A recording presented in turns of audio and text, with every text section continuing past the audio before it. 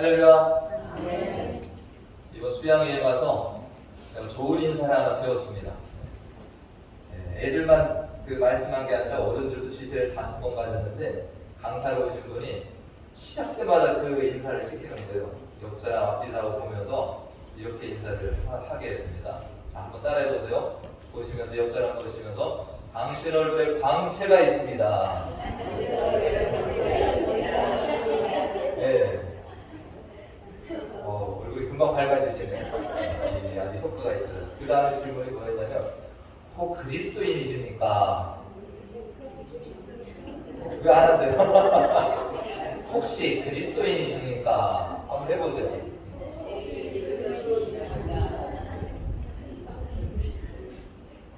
처음에는 좋았는데 계속 시키니까 좀 당황스럽더라고요. 네. 근데 얼굴은 참 밝고 그렇게 지내다 왔습니다.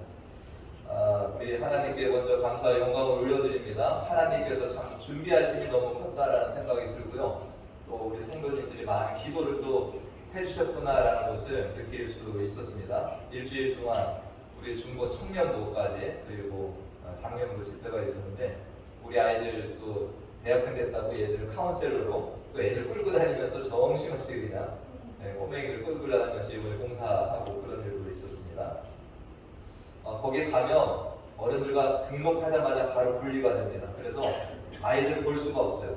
그래서 어른들은 따로 집회도 하고 아이들은 따로 움직이기 때문에 식사장에서 가끔 얼굴이 부딪히고 이렇게 이제 끝날 때 이렇게 다시 만나서 돌아왔는데 제가 돌아오는 차 안에서 이제 평가회를 가졌습니다. 그래서 한 녀석씩 이번 수련회에서 너희들이 깨닫고 느낀 것이 뭐냐 그랬더니 우리 어린아이들은 정말 코로나 이후에 이렇게 많은 동기 또래들과 함께 이렇게 어울려서 찬양 부르고 또 이렇게 같이 이야기도 나누고 너무 좋았다 이렇게 이야기하고 우리 대학생 아이들은 이번에 강사로 오신 목사님의 메시지가 은혜로웠다, 도전되었다 이런 이야기를 했습니다. 그래서 제가 10시간 운전해서 보람이 있다.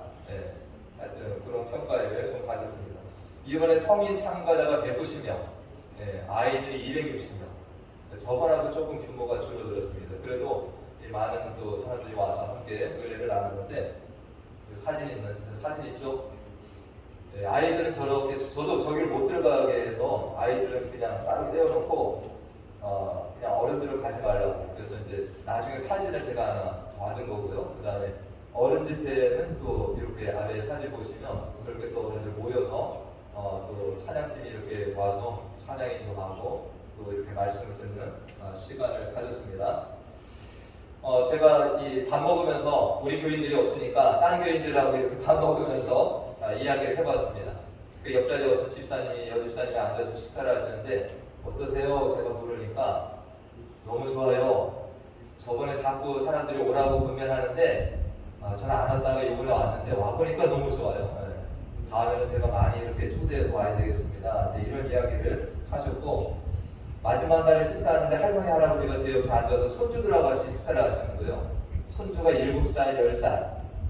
그래 막 손주들 많이 먹어라 이렇게 챙겨주는데 뒷자리 어떤 할아버지가 이렇게 어이구 이놈도 귀엽다 그러면서 자기도 애들 손주가 있는데 데리고 왔으면 좋겠다 그러니까 이제 이 손주 데리고 오신 할머니 할아버지께서 데리고 오십시오. 애들을 위해서 너무 좋습니다. 이렇게 권면을 해주시더라고요. 그래서 제가 너무 그 모습들이 보기 좋았고 요번에 여기 세인트 피터스버그 있잖아요. 샌피 거기에 장로교회에 있는 목사님이 회장을 맡으셨어요.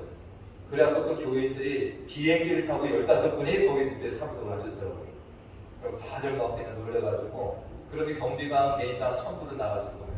거기에 등록하는 비용도 있고 비행기 값도 있고 근데 그렇게 와서 또 목사님 응원하고 또 본인들도 와서 은혜 받고 이런 좋은 시간도 있었고요. 제가 밥 먹을 때마다 우리 성도님들 생각났습니다. 오시면 나도 이렇게 삥 둘러 앉아서 그냥 폼 잡고 밥도 좀 먹고 할 텐데 그래 다음번에는 우리 아이들도 그렇고 어른들도 좀 참석을 하시면 좋겠다. 미리 공지가 됐습니다. 내년도 장소는 똑같고요. 내년 2024년 7월 1일부터 4일까지 공지가 됐으니까 내년에는 좀 많이 가시면 저는 큰 차 빌리면 되니까 걱정하지 마시고 또 가셔도 큰 은혜의 시간 됐으면 좋겠습니다. 이번에 작년 집회에 오신 분이 권주 목사님이라는 분이었는데 시애틀에 형제교회를 담임하고 있는 목사님이 오셔서 집회를 하신 5번 하셨습니다. 그런데 정말 제가 처음 시간부터 이 집회가 꼭 나를 위해서 준비한 것 같다라는 착각을 할 정도로 이 메시지나 이런 것들이 너무나도 은혜스럽고요. 또 강서 목사님 얼굴 한번 또 저분이신데요. 정말로 제가 이분 메시지를 들으면서 또 이번 주에 볼 말씀하고 겹치는 부분이 많더라고요. 그래서 제가 오늘 그분 이야기를 좀 주로 해가지고 오늘 말씀을 함께 나누도록 하겠습니다. 한 5번 집회 동안에 정말 내용이 너무 많아서 제가 웬만하면 안 적거든요. 근데 이번에는 쭉 적다 보니까 엄청 많이 적었어요. 그래서 정말 이것을 우리 성도들과 나누면서 한말 하나씩 우리 귀에 맞는 것을 적용을 한번 해봐야 되겠다 생각을 합니다. 이 목사님이 이번에 주로 뭔 얘기를 하셨냐면 말씀을 전하기도 했지만 자신의 교회의 어떤 사역 그리고 변화되는 과정 이것들을 주로 많이 이야기를 하셨습니다. 근데 이분이 이제 자기 이야기를 하시는데 고등학교 때 미국으로 오셨대요. 그래서 공부를 하셨고 고등학교 때 그래서 어떤 한 교회에 자기가 이렇게 출석을 하다가 이제 이 고등학교 졸업하는데 이분이 목사의 소명이 자기에게 있는 것을 좀 발견을 하셨답니다. 나는 목사의 길을 가야 되는 거야. 그런데 이제 하나님하고 좀 딜을 했대요. 하나님, 제가 신학대학원은 나중에 갈 테니까 대학교는 내 마음대로 좀 갈 수 있게 해주시오. 그래가지고 이분이 이제 워싱턴 주립대학교의 컴퓨터 사이언스는 이걸 공부하라고 하셨대요. 근데 거기 가서 공부를 하다 보니까 유혹이 찾아오더래요. 내가 이과를 나오면 연봉이 얼마고 돈을 막 벌 수 있겠다 막 이런 마음이 들으니까 이분이 흔들리더라고요. 그래서 3학년 때 그걸 그만두고 신학교를 이분이 가셨다라고 합니다. 하나님 앞에 약속한 대로. 그래서 이제 신학의 길을 가고 이분이 이제 LA 가서 부목사 생활도 하고 하다가 한국의 온들교회라고 하는 교회 아시죠? 그죠? 하영종 목사님 큰 교회에 있습니다. 거기에 부교육자를 이분이 초빙에 받아서 그 교회에 가서 사역을 하셨대요. 근데 온누리교회라고 하면 정말 한국에서 대형 교회입니다. 그러니까 정말 거기에서 목회하는데 이 목사들도 혜택도 많고 목회 환경도 좋잖아요. 근데 이분이 계속해서 자기에게 있는 마음이 뭐냐면 이민 목회에 대한 마음이 떨쳐버릴 수가 없이 아무리 이 한국의 목회 환경이 좋고 자기가 좋은 조건이 있어도 정말 이 이민교회에 대한 목회의 마음이 자기를 사로잡아서 이분의 하영주 목사님한테 저는 미국으로 돌아가야 되겠습니다 라고 계속 얘기를 했다는 거예요. 그래서 1년, 2년 자꾸 더 있자 해가지고 있다가 이분이 이제 미국으로 오셨는데 이제 어떤 교회에서 오퍼가 왔대요. 그래서 자기가 예전에 있었던 시애틀 형제교회에서 우리 교회로 오시라고. 그랬는데 그 하영주 목사님도 뭐라고 하냐면 너가 지금 젊은데 기성교회 가서 네가 목회를 해서 전혀 변화가 없을 거다. 힘들 거다. 차라리 네가 미국 갈 거면 개척을 해라 이렇게 얘기를 하셨대요. 그래야지 새로운 교회를 만들어 간다. 근데 이 목사님 마음속에서는 그 마음보다는 내가 이미 있던 교회, 이 교회에 가서 내가 사역을 해야 되겠다는 마음이 강하게 들었다는 거예요. 그런데 이 시애틀 형제교회 장로님들이 이제 자신을 초빙을 하는데 거기는 마음이 없더라는 거예요. 왜냐하면 이 교회가 문제가 많았대요. 교회에 이렇게 이사하는 것 때문에 성도들이 싸움이 나가지고 오랫동안 막 힘든 와중에 있었고 그런 와중에 막 청년들 다 떠나가고 어른들만 남은 그런 교회였더라고요. 그래서 내가 기성교회를 가지고 저 교회는 아니다 했는데 그 교회 장로님들이 이 목사님이 어디 집회를 갔는데 또 쫓아와서 몇 분이 막 그 집회 와서 기도하고 이 목사님한테 권면을 하는데 이분의 마음이 그때 움직이더라고요. 내가 힘든 교회지만 그 교회 하나님 부르심이 있구나. 그래서 이분이 그 교회로 가셨다라는 겁니다. 근데 가보니까 마치 우리 유권사님 그 교회를 그 아플 때 가셨던 것 같더라고요. 그 교회가 주택가에 있어서 주차할 공간도 없고요. 성도들이 막 하도 싸움질을 하니까 다 떠나고 가보니까 교회에 머리 하얀 분들만 앉아있더래. 한 200분이. 이런 교회 가니까 희망이 있겠습니까? 없겠습니까? 보기에는 희망이 없어 보여요. 그런 와중에 저는 시애틀을 안 가봤으니까 몰랐는데 이분이 이제 설명을 하기 시애틀은 길다랗게 돼 있대요. 그래갖고 그 교회가 중간쯤에 있는데 한 번은 북쪽에 있는 권사님이 자기에게 길하게 할 얘기가 있다고 목사님이 신방을 와달라고. 그래서 이 목사님 바쁜 중에 또 거기를 가왔답니다. 그러니까 한 얘기가 뭐냐? 목사님, 교회 이사를 하면 북쪽으로 오셔야 돼요. 또 며칠 있다가 남쪽에 있는 어떤 분이 전화를 와가지고 길하게 할 얘기가 있다고 목사님 내려와달라고. 갔더니만 또 하는 얘기가 뭐냐면 목사님, 교회 이전하게 되면 남쪽으로 오셔야 됩니다. 그러니까 이 교회가 이 목사님이 부임을 했을 때까지도 뭡니까? 계속해서 갈등과 어떤 교회 내 반목이 가득 차 있는 이런 모습이었다라는 겁니다. 그래서 이 목사님이 거기에서 기도를 하고 그래갖고 이제 나중에는 이 성도들이 정말 변화가 없는데 이 목사님이 기도를 하는 중에 이것이 생각났다라는 거예요. 그래서 자, 다 같이 한번 해보겠습니다. 시작. 1세대, 즉 부모 세대의 회개 없이는 다음 세대의 부흥은 없다. 이분이 기도하는데요. 지금 상황으로는 교회가 변화도 없고 이러다가 끝날 것 같다는 거예요. 뭐가 필요한 겁니까? 1세대의 회개 운동이 있어야 돼요. 이것을 강하게 이분이 계속 이야기를 하는데 놀랍게도 이 어른들에게 회개 운동이 일어났다는 거예요. 정말 그냥 평범한 회개가 아니라 이 어른들이 정말 가슴을 치면서 아, 우리들이 너무 지금 잘못하고 있구나. 그래서 이분들이 회개 운동을 하는데 회개를 하니까 어떤 운동이 일어나냐? 서로 사랑하게 됩니다. 그래서 교회 건축 오랫동안 이 교회의 성당과 발목을 이렇게 붙잡았던 이 교회 이전에 대해서 성도들이 이제 북쪽, 남쪽이 아니라 목사님이 기도하시면서 정하시면 따르겠다고. 그래서 이 목사님이 기도하면서 정말 입지를 선정을 했는데 기가 막히게도 그것이 하나님 뜻 안에서 이루어지고 교회 건축을 하고 지금까지 나온 거라 이런 것들을 이야기하셨습니다. 자기 경험을 이제 나누시는 거예요. 근데 그분이 교회의 변화와 어떤 부흥 이것의 가장 중요한 요인이 뭐냐? 이분이 경험으로 봤을 때는 그것이 사랑이라는 거예요. 교회가 뭐가 필요하다는 거예요? 성도들이 사랑하지 않으면 부흥이 이루어지지 않는다는 거예요. 서로 싸움질하고 반목하고 미워하고 이런 속에서 부흥은 없다는 것을 이분이 깨달았다. 그러니까 성도들이 서로 뭐 할 때 서로 다르지만 서로 용납해주고 허물을 감싸주고 서로 사랑할 때 이 와장창하고 깨졌다. 14년 동안 그 반목의 불이 엄청 깊어졌던 이것이 깨어지면서 이 교회가 자라날 수 있다. 그래서 이 목사님이 그때 이 느낌을 뭐라고 표현하시냐면 오랫동안 서 있던 녹슨 열차, 오랫동안 서 있었던 이 녹슨 열차가 비로소 삐걱삐걱하고 나아가는 이것을 느꼈다. 이렇게 글에 써놨습니다. 누가 하시는 일입니까? 회개할 때 하나님께서 이 성령께서 사람들의 마음을 어루만지시고 그것을 14년 동안 여러분들 그렇게 싸웠다고 하면 성도들의 수준이 어떻겠어요? 교회의 상황이 어떻겠어요? 그런데 회개하면서 서로의 마음이 이게 녹아지고 품어주고 용서하니까 이 교회가 완전 새로워지는 기틀이 생겨나게 되었다. 이 목사님은 그러니까 한국에 좋은 목회 한 명 버리고 정말 미국에 올 때 정말 이런 기성교회 와서 자기가 뭔가 하나님을 일을 해보겠다라고 했는데 이 형제교회 속에서 그것이 만들어졌다라는 거. 그래서 지금은 그 교회가요 청년들이 막 물밀듯이 밀려오고 그래서 그 다른 어떤 기성교회도 변할 수 있다라는 비전과 도전을 주는.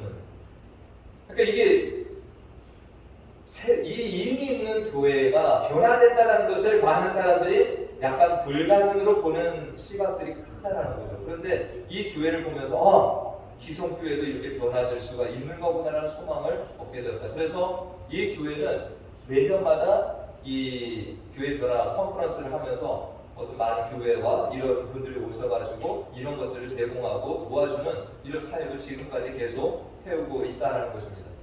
그래서 제가 교회당 건물이 중요한 건 아니지만 잠깐 보면은 저렇게 이제 그 주택가에서 좁게 있다가 저렇게 넓다란 지역으로 이전을 해서 저렇게 이제 건물도 새로 짓고 저 안에서 이제 집회를 매번 예배를 드리는데 그 다음에 보시면은 저렇게 정말 200명 어르신들만 모여서 예배드리던 저 예배당이 저렇게 많은 젊은이들이 찾아오고 변화된 그런 어떤 교회들을 주도하는 역할까지 하는 이런 교회가 되었다라는 이런 간증과 말씀을 제가 경화에 들으면서 정말 저도 많은 고민이 그거거든요.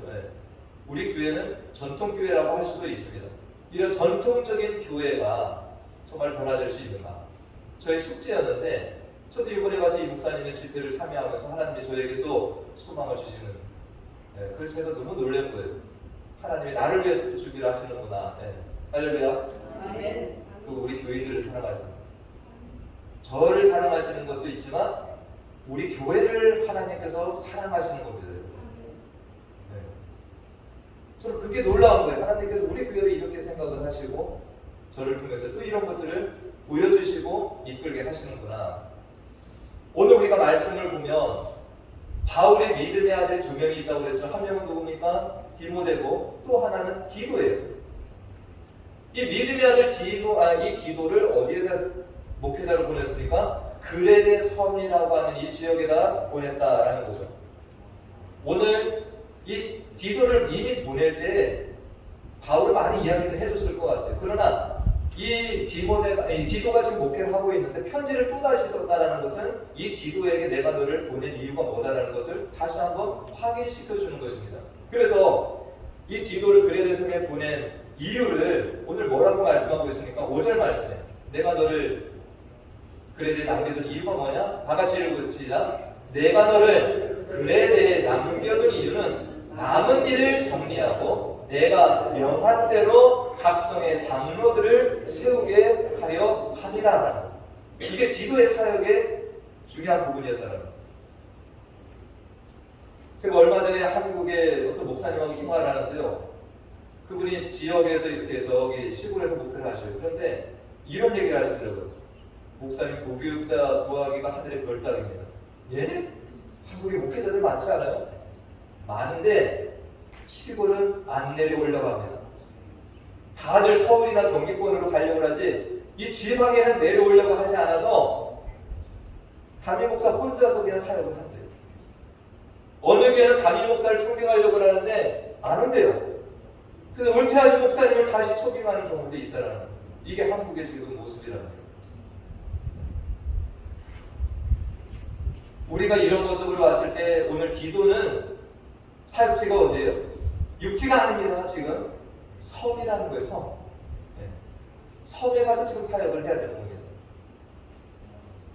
그 섬은 또 문제가 많은 교회다라고 우리가 지난번에도 말씀을 드렸죠. 그레데 섬이었고 문제가 많은 교회. 우리가 이 믿음의 아들 또 하나들이 있죠. 누굽니까? 디모데. 디모데는 어디로 지금 보내심을 받았어요? 에베소 교회. 에베소 교회는 지난번에 사진을 보여드렸지만 육지에 있고 여기는 좀 규모가 큰 교회였고요. 또 저명한 이 목회자들이 지나갔습니다. 바울이 지나갔고 또 누가 갔습니까? 그 지역의 성경에 보면은 아볼로라고 하는 사람도 거기가 사역을 했어요. 그리고 여러분들도 사도 요한이 마지막에 사역을 했던 교회입니다. 그런 교회를 디모데는 갔어요. 근데 디도는 지금 어딜 가 있습니까? 섬 지역에, 문제가 많은 지역에 지금 보내심을 받았다라는 것입니다. 디도가 인간적으로 생각하면 믿음의 아들이 두 명이 있는데 디모데는 저기 좋은 데로 날 보내고 나는 왜 이 험지로 보냈냐라고 생각을 하지 않겠어요? 그러나 디도는 이 보내신 곳에 가서 사역을 지금 감당하고 있는 중이라는 겁니다. 그런데 바울이 그곳을 보낸 이유가 뭐예요? 남은 일을 네가 정리해야 된다. 남은 일은 뭡니까? 바울이 전도하고 그곳에 교회를 세우고 그러나 그 교회에 문제가 있고 이것들을 네가 가서 정리를 해야 된다는 거예요. 그만큼 바울은 디도를 뭐한 겁니까? 신뢰하고 이 디도가 그 일을 할 수 있는 적격자라고 믿고 이 디도를 그곳에 보냈다라는 것이죠. 고린도전서 3장 6절 말씀에 보면 이 말씀이 있습니다. 다 같이 한번 읽어볼까요? 시작. 나는 심었고 아볼로는 물을 주었을 때 오직 하나님께서 자라나게 하셨나니. 할렐루야. 어떤 사람은 무슨 사역을 하는 거예요? 바울처럼 심는 사역을 합니다. 근데 또 어떤 사람은 뭘 잘할 수 있어요? 자라나게 하는 사역을 할 수 있어요. 물을 주는 사역. 이 물을 준다라는 게 뭐예요? 누가 심어놓은 것을 잘 가꾸는 일을 할 수 있는 사람이에요. 그러나 그 모든 것을 자라나게 하시는 최종 권한은 누구에게 있다? 하나님께 있다. 우리들도 각자 원하는 꿈과 비전들이 있을 것입니다. 그러나 하나님께서 누구에게는 심는 은사를 주신 사람이 있어요. 그러면 나는 심는 걸 잘하면 돼요. 제가 이번에도 밥 먹다가 어떤 목사님하고 대화를 나눴더니 이 목사님은 컴퓨터 사이언스를 공부하셨대요. 그래서 제가 예전에는 그렇게 생각을 했고 공대 나오신 분들은 목회를 잘 못한다 이런 제 혼자의 생각이 있었는데 의외로 보니까요 공대 나오신 분들이 목회를 잘하세요. 저는 공대를 안 나가고 잘 모르겠는데 이분들이 뭘 조직하고요 이런 거 잘 만들어 가시더라고요. 네. 그 이분이 그 얘기를 하시는 거예요. 자기도 교회 개척을 했는데 자기가 잘할 수 있을까 그랬는데 이걸 너무 자기가 보니까 뭐 이렇게 되더라는 거예요. 그러나 교회가 100명이 되니까 고민이 생긴다는 거예요. 내가 좀 빠져야 그래야 되나 이런 고민이 든다는 거예요. 이런 표현을 쓰더라고요.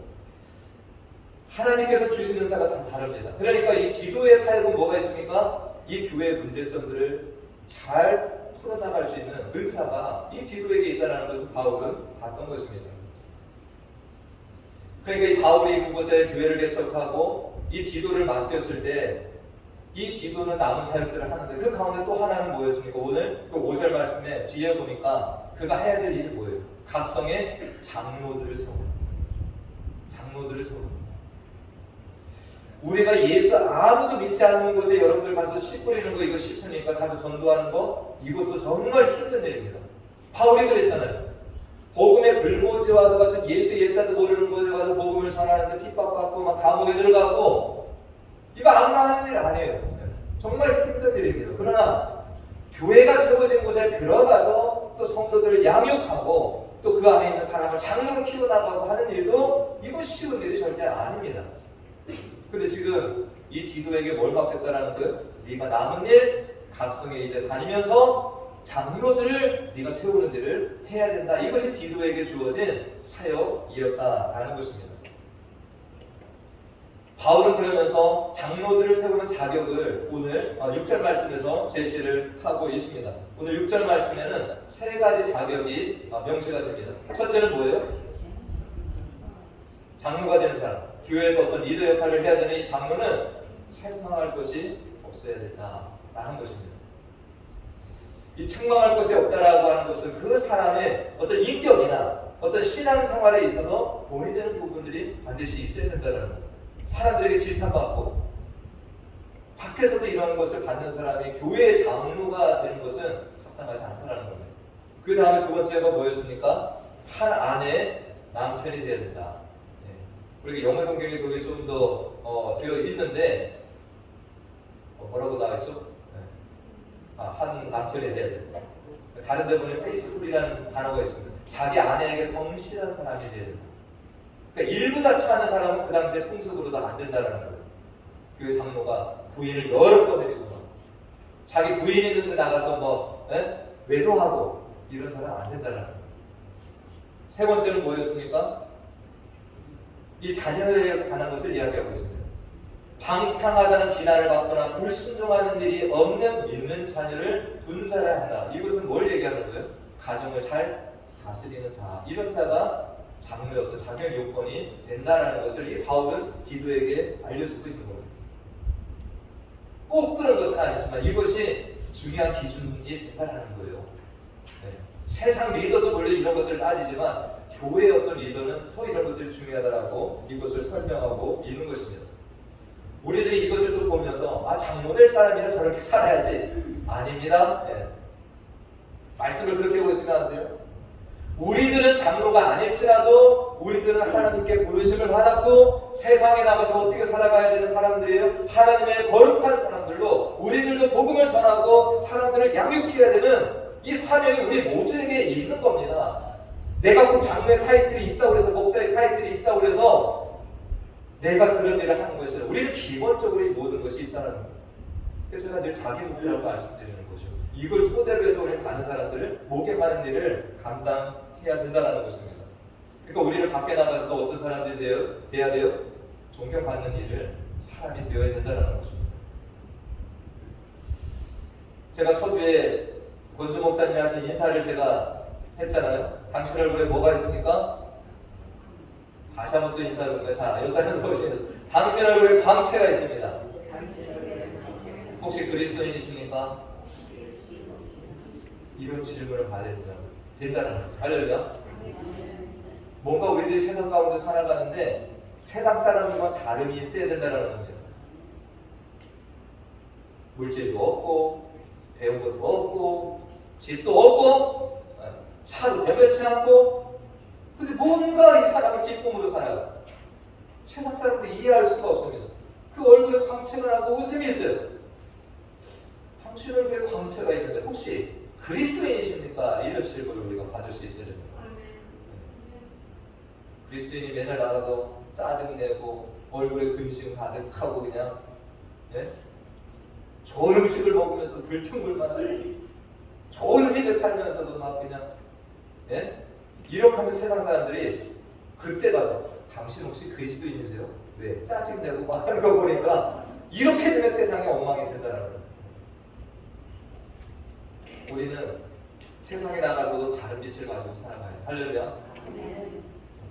확실히 구별된 자들이 이해가 된다는 것입니다. 오늘 우리가 이 본문을 보고 또 하나 생각할 것은 이 바울과 하나님의 부르심을 받은 자고 사명이 있었습니다. 이 바울은 어떤 사명을 먼저 감당합니까? 복음 전하는 자. 그리고 또 이런 자기가 복음을 전한 지역에 목회자를 세우는 사역. 근데 여기서 끝나는 것이 아니라 이 목회자들도 뭐하고 있는 겁니까? 재교육하는. 이런 사역도 있어요, 여러분. 목사를 교육하는 사람도 있습니다. 이것도 있어요. 그러면서 지도는 뭐예요? 그런 사역은 아니지만 자기가 보내진 섬, 그레데 섬에서 남은 일 정리하고 거기에서 장로들 세우는 일을 하는 것이 또 디도의 사역이라는 거죠. 그러니까 이 각자가 자기에게 맡겨진 일을 지금 잘 감당하고 있는 모습을 우리는 지금 보고 있는 거예요. 바울은 바울대로, 디도는 디도대로 이 사역을 지금 감당해야 됩니다.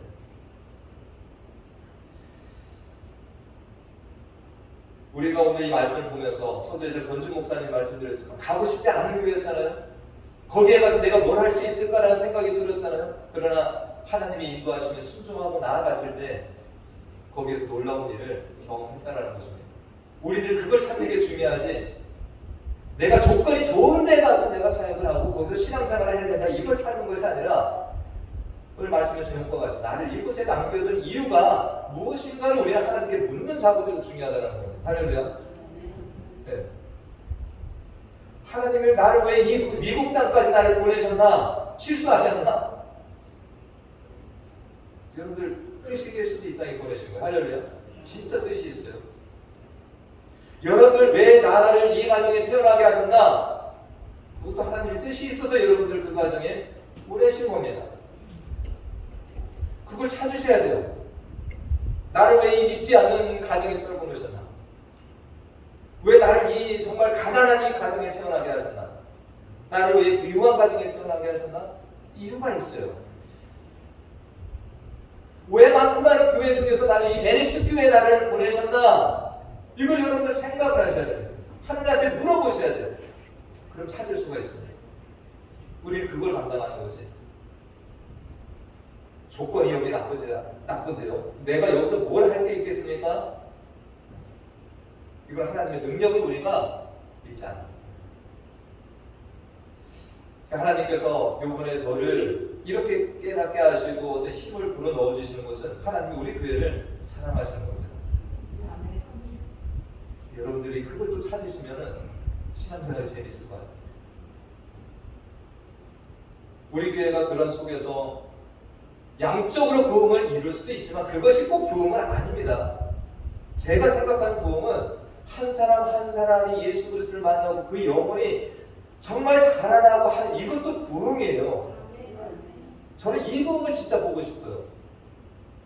성도님 100명, 1000명 되지 않아도 힘들었던 한 영혼이 이 교회에 와가지고 말씀을 먹고 성도 간에 서로 사랑을 먹으면서 위로받고 힘을 얻어서 다른 곳으로 떠날지라도 이 교회가 그런 교회가 됐으면 좋겠다는 거죠. 이건 교회의 부흥입니다. 내가 그 속에서 역할을 감당하는 거예요. 아까 우리 남자교회가 와서 우리 중고등부 아이들 가는데 아이고 뒤늦게 생각이 났습니다. 감사합니다. 지금은 아닐지라도 내년에 이 아이들을 생각하고 아이들 수련회 가면 여러분들 챙겨주세요 좀. 애들 가라 밥 한번 사 먹으라고 주시면은 제가 뭐라고 하겠습니까? 얘들아 니들 여전도에서 니들 기도하는 중에 이렇게 생각해서 밥 한번 먹으라고 창조해 주셔서 니들 사랑받고 있는 거야. 이 아이들이 뭐라고 느끼겠어요? 그래 우리 교회에서 우리가 외톨이가 아니구나. 우리 어른들이 우리를 생각하고 있구나. 이런 것을 한번 받는 게 얼마나 중요한 겁니까? 이게. 우리는 그 일을 하는 거예요. 어떤 성도가 힘들고 하면은 내가 전화 한번 해가지고 힘들죠? 기도하겠습니다. 이 말 한마디에 그분이 위로를 받고 힘을 얻는 거예요. 그게 교회 부흥이 일어나는 겁니다. 그 일을 하라고 우리는 세워주신 거예요. 우리 교회도 변화될 수 있습니다. 혹시 애들 형제교회만 변화된다라고 생각하지 않아요. 우리 교회도 가능해요.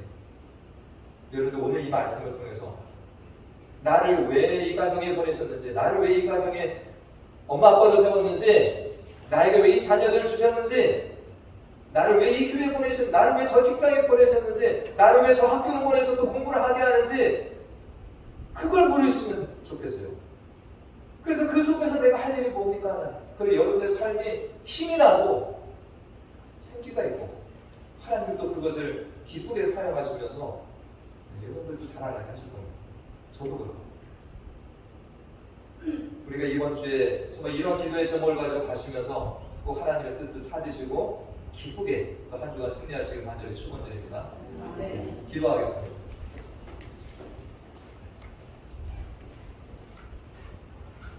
하나님, 지난 한 주간 청소년 장명 수양의 은혜 가운데 잘 마치고 평안하게 돌아오게 하심을 감사드립니다. 아울러 우리 교회를 지켜주심도 감사드립니다. 이 땅에 하나님께서 뜻하심에 있어서 세우신 수많은 교회들이 있고 그 안에는 각자 다른 상황과 필요들이 있습니다.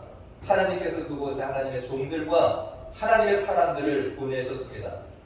오늘 그레네 섬에 파송된 디도도 그 섬 교회의 필요들과 또한 장로들을 세워가야 하는 사명을 가지고 보내심을 받았습니다. 하나님의 부르심을 따라 전도자로 목사들을 지도하고 권면하는 자로 이 사역하는 바울이나 또한 열악한 그레네 섬에 가서 하나님의 교회를 섬기는 사역을 위해서 보내심을 받아 사역하는 디도를 보면서 우리들도 어느 곳에 보내심을 받았든지 환경과 처지, 나의 입장을 생각하기보다 그곳으로 보내신 하나님의 뜻을 깨닫고 충성되게 사명을 감당하는 종의 길을 가는 우리 모두 되게 하여 주시옵소서. 이 한 주간도 우리들을 보내신 직장과 학교, 가정 또한 교회 안에서 나를 두신 이유를 더 분명히 깨닫고 사명을 충성되게 기쁨으로 감당하는 복된 한 주간이 되길 간절히 소원하고 예수님의 이름으로 기도하옵나이다. 아멘. 우리 다 같이 일어나셔서 우리에게 소원 있네 찬양하시고 축도로 예배를 마치겠습니다.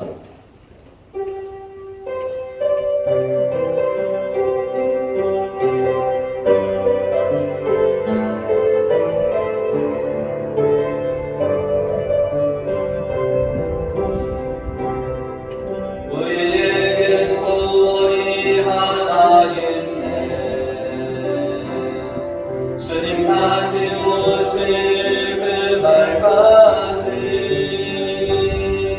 우리 가슴에 새긴 주의 십자가 사랑, 나의 교회를 사랑해 말해. 주의 교회를 향한 우리 마음, 희생과 포기와 가난과 고난, 하물며 죽음조차 우리 막을 수 없네. 우리 교회는 이 땅의 희망을